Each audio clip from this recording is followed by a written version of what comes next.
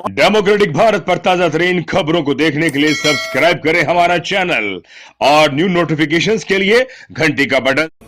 नमस्कार, मैं महेश वर्मा, मोहल्ला सुखाड़िया विश्वविद्यालय का स्कॉलर, मीडिया का दलित समाज पे प्रभाव, इस पर मैं पीएचडी कर रहा हूं और मैं इस समय हूं जवाहर कला केंद्र में। मेरे सामने है बीबीसी के पूर्व प्रदेश से ब्यूरो चीफ नारायण बारेट साहब और पूरा उन्होंने जीवन में पत्रकारिता की है और उसके साथ साथ वो अकादमिक जगत में भी उनका अच्छा खासा दखल है। तो इसी विषय को लेकर मीडिया और दलित के बीच संबंध, अंतर संबंध और किस तरह की परेशानियां होती हैं मीडिया में दलित विषयों को लेकर और उन पत्रकारों को लेकर। सर, मुख्यधारा की मीडिया में दलित पत्रकारों की स्थिति कैसी है? उनकी स्थिति वही है जो समाज में है, बल्कि मीडिया में अधिक बेहतर स्थिति होनी चाहिए थी। लेकिन पिछले साल किसी एनजीओ ने देश के मीडिया परिदृश्य पे नजर डाली है और एक स्टडी की है। देश के प्रमुख न्यूज चैनल, अखबार, हिंदी, अंग्रेजी, वेबसाइट्स, इन सब में जो न्यूज रूम होता है, जो निर्णायक होता है किसी खबर को छापने, ब्रॉडकास्ट करने या रोकने के लिए, उसमें निर्णायक जो पद है वो किन के पास है? उसमें कोई भी 121 पदों में दलित नहीं है, उसमें कोई आदिवासी भी नहीं है और अधिकांश जगह पे जो उच्च वर्ग के लोग हैं। ये एक चित्र बताता है कि भारत में निर्णायक स्थिति में जो प्रमुख प्रतिष्ठान है समाचारों के, उसमें कहीं भी दलित नहीं है, जबकि भारत में उनकी आबादी 25% है। यानी आपने मीडिया में जो फैसला कुल पोजीशन है उसमें एक बड़े हिस्से को शरीक नहीं किया है। ये एक चित्र है। इसमें एक सवाल ये है कि सर, इस देश में इतना बड़ा उपभोक्ता दलित, आदिवासी, माइनॉरिटी, इवन जो बहुत बड़ा है, वो अखबार खरीदता है, टीवी का सब्सक्रिप्शन लेता है, लेकिन उसी की खबर नहीं है। तो ये अपने आप में बाजार का दोहरा रूप है।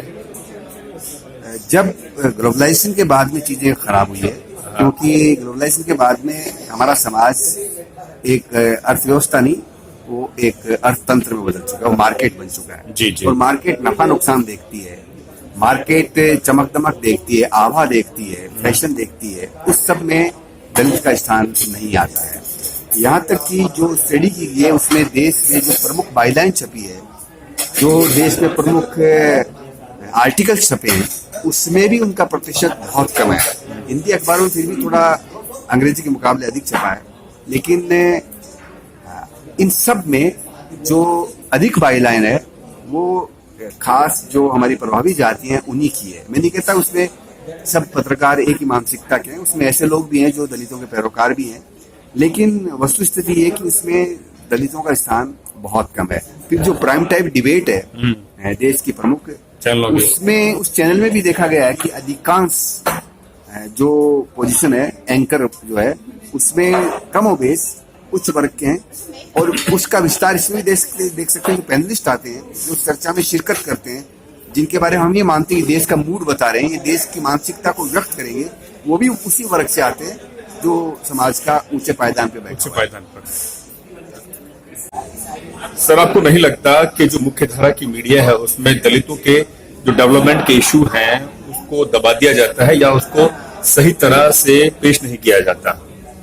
हाल के वर्षों में ये मानसिकता और बलवती हुई है हमारे समाज में, मीडिया में भी, कि जो निम्न वर्गों के लोगों के साथ दुख तकलीफ होती है उसको दुख तकलीफ नहीं माना जाता है।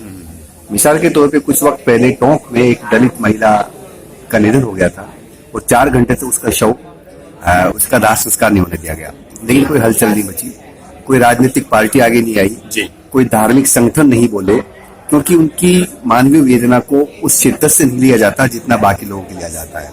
उसी तरह से पिछली सरकार के दौरान 3 साल की म्याद में 38 दलित दूल्हों को घोड़ी पर चढ़ने से रोका गया, लेकिन कोई हलचल, कोई विरोध, कोई डेमोन्स्ट्रेशन उस पर नहीं हुआ और मीडिया में भी उतना स्थान नहीं मिला।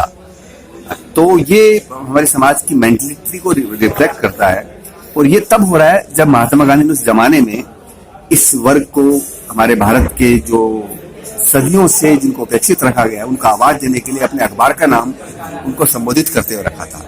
इतना वक्त गुजरने के बाद भी हम उनके लिए स्थान मीडिया में जितना रिक्वायर्ड है, जितना अपेक्षित है, उसको मुकर्रर नहीं करवा पा रहे हैं। ये हमारी व्यवस्था है और इस पे कोई बहस भी मीडिया में बहुत ज्यादा नहीं होती है। वही बात करें सर, डाइवर्सिटी को लेकर मीडिया में डाइवर्सिटी नहीं है। अमेरिका में हर साल एक सोशल ऑडिट होती है कि वहां पर उनके चैनलों में, अखबारों में, वहां की मैगजीन्स के अंदर कितनी डाइवर्सिटी है, वहां के हर वर्ग की, महिलाओं की, पुरुषों की, अलग अलग वर्गों की। तो क्या आप समझते हैं कि यहाँ हमारे भारत में जो अखबार में है, जो कॉर्पोरेट नुमक जो अखबार है, चैनल है, उनका एक माइंड सेट है, वो नहीं चाहते कि इस तरह की विविधता, इस तरह के सवाल और इस तरह के लोग आए जो दबे कुचले समाज से हैं? इसको मास मीडिया कहते हैं। हाँ, मास मीडिया। मतलब अवाम। पर क्या ये जो भारत का दलित वर्ग है, एससी वर्ग है, एसटी वर्ग है, ये मास में नहीं आता है? बिल्कुल आता है। जो माइंडसेट सोसाइटी का होता है वो मीडिया में रिफ्लेक्ट होता है, और जो मीडिया का माइंडसेट है वो सोसाइटी में रिफ्लेक्ट होता है। जी, दोनों जी। एक दूसरे के पूरक है।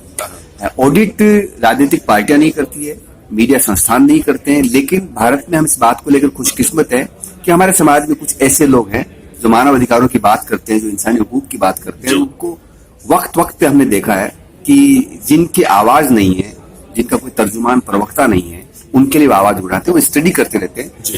ये जो स्टडी पिछले साल आई, उसके पहले योगेंद्र यादव ने की है, 2006 में, और भी कुछ लोगों ने इस बात को और आवाज उठाई है। 1996 में कीनेथ कूपर हैं अमेरिका के, उन्होंने की है। बिल्कुल। तो ये हमारे लिए एक रोशनी की किरण दिखती है कि इस समाज में उनके लिए आवाज उठाने वाले लोग भी सामने आते रहे हैं। जी, जी। पर ये लाजिम होता है मीडिया संस्थानों पे, जो पेशेवर मीडिया ऑर्गेनाइजेशन है, जो वर्किंग जर्नलिस्ट है उन पे, और जो अखबार है, जो न्यूज चैनल है, उनके प्रोप्राइटर्स पे, उनके संपादकों पे, कि वो इस बात की ऑडिट करे कि हमने प्राइम टाइम डिबेट में कितने इश्यूज में शामिल किए। और जब भी मुद्दा उठता है दलितों का, जी, उनके साथ नाइंसाफी का, तो कई बार वो राजनीतिक कारणों से उनको जगह मिलती है। कि जैसे किसी पॉलिटिकल पार्टी को एक घटना विशेष को लेकर जो दलितों के साथ हुई है, किसी और से स्कोर सेटल करना है, तब भी वो इस्तेमाल की वस्तु होता है। इस्तेमाल की वस्तु में मेरा सवाल इसमें है। जी, जी।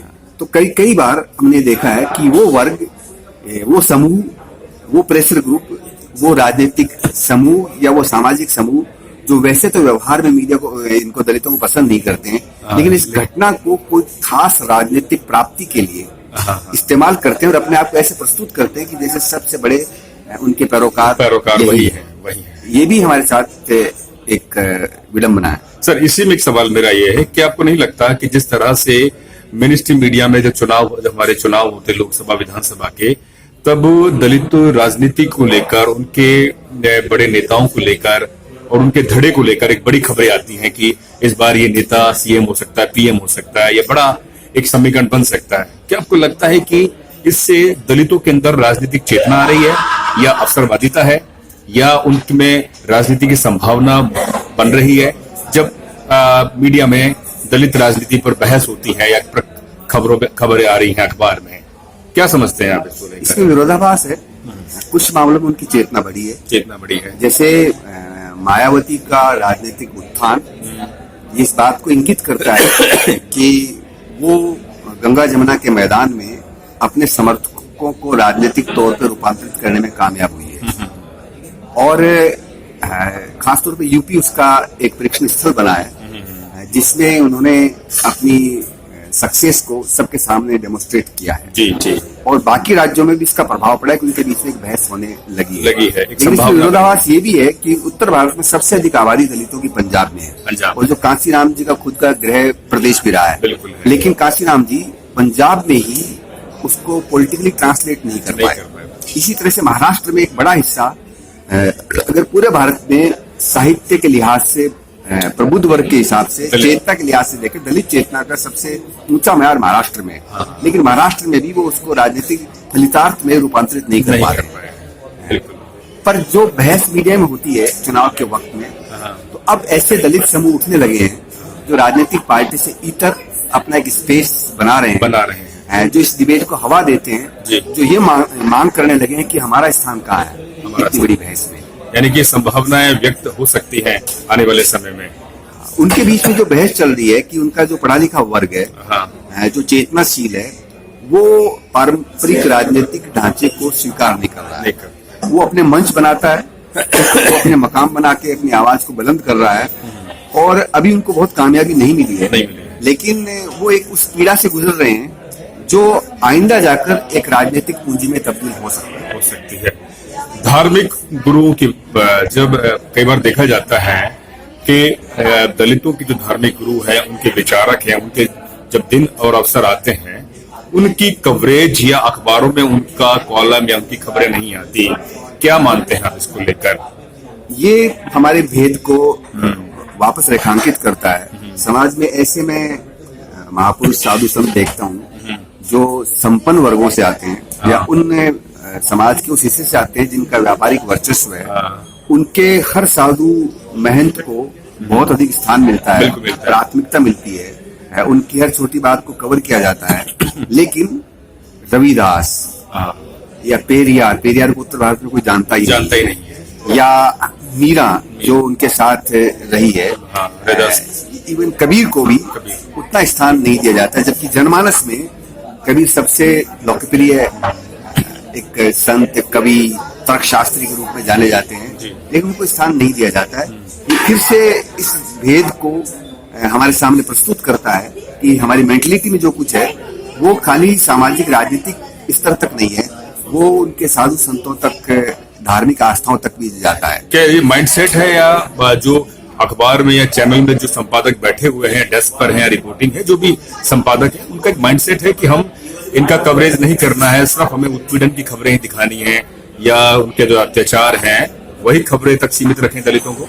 जिस दिन आप समाज को मानवीय तरीके से देखना शुरू करते हो, जी, उस दिन आपके मानचित्र में ये सब चेहरे आने लगते हैं, जिसमें दलित है, आदिवासी है, महिला है, अकलियत है, पिछड़ा है।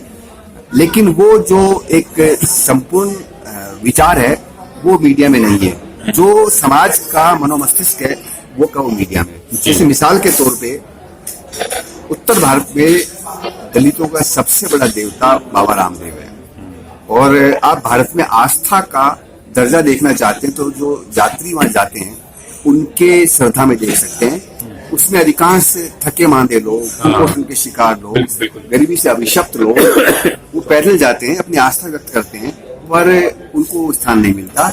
और यहाँ तक कि जो हम सड़क पे वाहन चलाते हैं वो भी उनको तवज्जो नहीं देते, और कई बार वो कुचले भी जाते हैं। इससे अपनी जान का नजराना चुकाकर भी वो हम जाते हैं। पर भारत के मुख्य मीडिया में रामदेव को उस तरह प्रस्तुत नहीं किया जाता, जबकि उन्होंने 600 साल पहले, जब कोई सोच नहीं सकता था, उन्होंने दलित उत्थान की बात करी है, समाज में बराबरी की बात करी है, हिंदू मुस्लिम एकता की बात की है, वुमेन एम्पावरमेंट की बात की है। उनके विचार बहुत समाजवादी थे।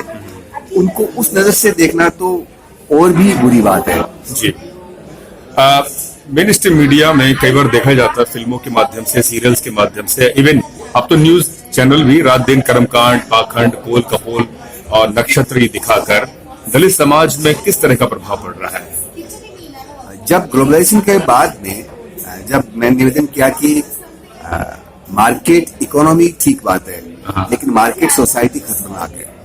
जब मार्केट सोसाइटी बन गई है तो उसमें हम उन तत्वों को प्रभावी बनाने की कोशिश करते हैं जो आपको बुनियादी मुद्दों से ध्यान हटा सके। जब किसी राजनीतिक व्यवस्था के पास में डेवलपमेंट का ठोस एजेंडा नहीं होता तो वो अपनी सत्ता को बरकरार रखने के लिए, अपने प्रभाव को बेदस्तूर रखने के लिए धर्म, जाति, आस्था, चेहरा, रंग इनमें पनाह लेता है। और इसके लिए मीडिया एक टूल होता है, वो कल्टीवेट करता है। उसने पिछले 15 साल में सभी धार्मिक उत्सव को कवर किया जाने लग गया है, लाइव होने लग गए हैं, कथावाचक आने लग गए हैं। हिंदुस्तान में इतनी कथाएं लाइव कभी नहीं हुई जितनी अभी हो रही है। गली गली में कथाएं होती है और समाज में धर्म का प्रभाव बढ़ा है। आप मंदिरों की संख्या देखेंगे, उनकी संख्या बढ़ी है। भारत में 30 लाख से अधिक मंदिर, इबादत गाह, मंदिर, मस्जिद, गुरुद्वारे हैं, और शिक्षण संस्थाएं 20 लाख से अधिक है। फैक्ट्रियां कम है, अस्पताल कम है, मंदिर मस्जिद गुरुद्वारे ज्यादा है, और अभी हम और उनको बढ़ाने जा रहे हैं। आप देखिए 30,000 लोग प्रतिदिन जो शिरडी है वहां जाते हैं। इतने ही मंदिर, जो गणेश जी का मंदिर है बॉम्बे में, सिद्धि विनायक जाते हैं। 17,000 लोग तिरुपति जाते हैं। उससे ज्यादा जो केरल का पद्मनाभ टेम्पल है उसमें जाते हैं। जब इतनी सारी धार्मिक आस्थाएं बढ़ रही है तो समाज के व्यवहार में वो क्यों नहीं रिफ्लेक्ट हो रहा है? क्यों हम दलितों के साथ जाति करते हैं? फिर क्यों हम 70 मिनट में एक औरत को दहेज की बलिवेदी पे चढ़ा देते हैं? ये सवाल मीडिया नहीं पूछ रहा है। क्या ये सारी जो मंदिर की खबरें हैं या नक्षत्र की खबरें हैं, कोल कपोल की खबरें हैं, दलितों की खासतौर महिलाएं हैं, पुरुष हैं, पढ़ा लिखा वर्ग है, वो भी अंधविश्वास से ग्रसित हो रहा है। आपको लगता है कि जब आपने कहा कि इतना सब कुछ हो रहा है, स्वाभाविक उसका प्रभाव तो पड़ेगा? व्यक्ति 90% अपने वातावरण की देन होता है। जी जी जी। मुझे महात्मा गांधी कहते थे कि अगर विश्वास के साथ तर्क नहीं है तो अंधविश्वास में बदल जाता है। हाँ हाँ इसलिए जब जाति होती है धर्म के नाम पे, तो दलित अकेला होता है, औरत अकेली होती है। औरत में हम भेद नहीं करते हैं। वो हिंदू धर्म में उच्च वर्ग की औरत भी अगर धर्म की जाति की शिकार है तो उसके साथ कोई खड़ा नहीं होता। नहीं होता। ये जितने तथाकथित बाबा महाराजाओं की शिकार हुई है उसमें औरत ने अकेली लड़ाई लड़ी है। और ग्रीक फिलोसफर ने धर्म के बारे में कहा है कि आम आदमी धर्म को सही मानता है, बुद्धिजीवी इसमें यकीन नहीं करता है और नेता इसको उपयोगी मानता है। तो जो धर्म है वो जब इंडस्ट्री में बदलने लगता है तो उसमें दिखावा, आडंबर ये होता है। और कोई ये सवाल नहीं पूछ रहा है कि जब धर्म का इतना प्रभाव बढ़ गया है तो फिर लीकर इतनी क्यों बिक रही है, इतनी क्यों, शराब का उपभोग और उत्पादन क्यों बढ़ रहा है, चरणामृत क्यों नहीं बढ़ रहा है। तो ये विरोधाभासपूर्ण बातें हैं। इसका मतलब जो धर्म है वो धर्म नहीं है, वो एक नुमाइश है, वो एक इंडस्ट्री के रूप में इस्तेमाल हो रहा है। जी। आरक्षण के सवाल को लेकर अभी जो आरक्षण का सवाल, अभी सुप्रीम कोर्ट का एक निर्णय आया, उसी को सवाल को लेकर, जो दलितों के आरक्षण के सवाल को लेकर मीडिया में कई बार जो कवरेज होना चाहिए, जैसे कि दलित समझते हैं कि उनके साथ न्याय नहीं होता, और बड़े स्तर पे जितने मेन स्ट्रीम मीडिया उसकी एक पक्षीय खबरें होती है, रवैया हमेशा नकारात्मक रहता है। क्या समझते हैं आप इसको लेकर? ये एक सोची समझी साजिश के तहत प्रचारित किया गया है कि सारे जॉब दलित खा जाते हैं, आरक्षित वर्ग खा जाता है। जब आप भारत सरकार के आंकड़े देखते हैं जी, तो बहुत कम दलितों को जॉब मिला है जी। लेकिन जैसे ट्रंप ने अमेरिका में किया कि कोई व्यक्ति बेरोजगारी से परेशान होकर जाता है तो कहते हैं कि आपका जॉब तो एशियन ले गए, आपका जॉब तो काले ले गए, आपका जॉब तो ये अप्रवासी वो ले गए। हकीकत ये कि जॉब ही नहीं है, जॉब ही नहीं। तो उससे ध्यान हटाने के लिए हम इस तरह की बातें कर रहे हैं। जब 45 साल में सबसे अधिक बेरोजगारी है, जब वैकेंसी नहीं निकल रही है, जब रोजगार ही नहीं मिल रहा है, तो आरक्षण में जो रोजगार आप दे ही नहीं रहे हो। जी जी। लेकिन जो सड़क पे उतरता हुआ यूथ है जो रोजगार को लेकर आक्रोशित है, आप उसको ये पट्टी पढ़ा देते हो कि आपका जॉब तो इसलिए नहीं मिल रहा है कि आरक्षण है, जबकि ये हकीकत नहीं है। आप आंकड़े देख लीजिए कि जो भारत सरकार के पास जॉब है सभी राज्यों को मिला के बहुत मुट्ठी भर दलितों के पास, ट्राइब के पास वो जॉब है। ये हकीकत कोई नहीं बताता है। आखिरी सवाल, निजी आरक्षण को लेकर कई बार जो राजनीतिक पार्टियां हैं जो दलितों के कड़ाकोर हैं, बहुजन की जो आवाज उठाती है, वो हर बार कहते हैं कि प्राइवेट सेक्टर के अंदर निजी आरक्षण होना चाहिए। उसको लेकर भी बहुत खुली मानसिकता नहीं है मीडिया में कि वो इस पर डिबेट करवाएं और इस पर मंथन हो, हर वर्ग का उसमें बैठे, कि क्यों ना हो जब इतना बड़ा वर्ग दलित बाजार को अपना पैसा दे रहा है। आपकी बात सही है, पर उससे कुछ होगा नहीं, क्योंकि जो जब सरकारी संस्थानों में ही आरक्षण के जो बैकलॉग पूरा नहीं हो रहा है, वो नहीं हो रहा, लेकिन सरकारी अभी नौकरियां खत्म हो रही हैं, पूरा प्राइवेटाइजेशन होने जा रहा है। अभी जो सरकारी मंशा है, ऐसा हमें लगता है जी कि आरक्षण की आवश्यकता नहीं पड़ेगी। चुपके से इसको इस तरह से डाइल्यूट किया जाएगा जी कि जब प्रतिष्ठान ही नहीं रहेंगे तो आप आरक्षण मांगोगे किससे मांगेंगे? और प्राइवेट में आपके साथ वही भेद होगा जो समाज में होता है। जी। ऐसे एक एक करके पब्लिक सेक्टर यूनिट को हम निजी हाथों में सौंप रहे हैं। बिल्कुल।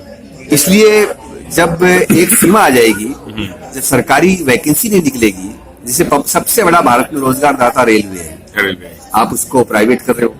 जो BSNL है उसको आपने बर्खास्त कर दिया। नोम चॉम्स्की कहते हैं कि ये आजमाया हुआ हथकंडा है दुनिया भर में कि पहले एक सरकारी संस्थान को आप कमजोर करो, लोग उससे नाराज हों और फिर आप उसको निजी हाथों में सौंप दो। बिल्कुल, जानबूझ के प्रक्रिया है इनका। ये जानबूझ के प्रक्रिया है ताकि कोई आप फिर आरोप भी नहीं लगा सकते कि आरक्षण खत्म कर दिया है। जब संस्थान ही नहीं रहेंगे तो आप आरक्षण मांगेंगे कहां से? मांगेंगे? बहुत बहुत शुक्रिया सर।